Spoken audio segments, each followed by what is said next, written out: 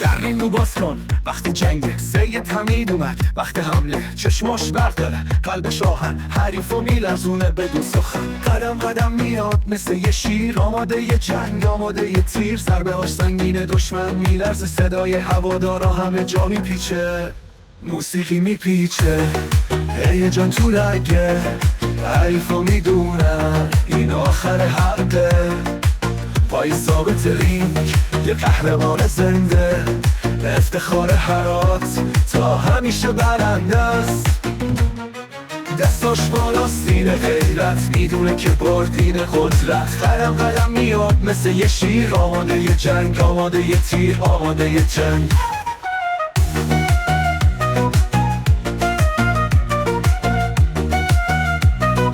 آماده یه جنگ، آماده یه تیر.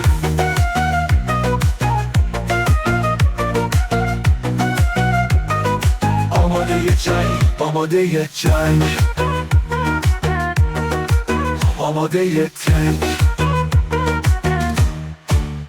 در رینگو باز کن وقت جنگ سید حمید اومد، وقت حمله چشماش برداره، قلبش آهن، حریفو میلرزونه بدون سخن.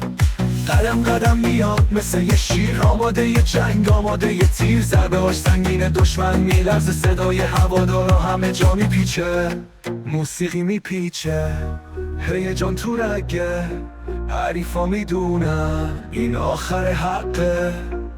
پای ثابت رینگ یه قهرمان زنده، افتخار هرات تا همیشه برنده است. دستاش بالا سینه غیرت، میدونه که بردین قدرت. قدم قدم میاد مثل یه شیر، آماده یه جنگ، آماده یه تیر، آماده یه جنگ.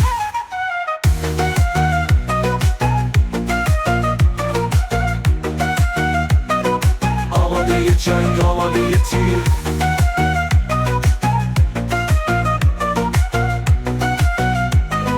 آماده یه جنگ، آماده یه جنگ.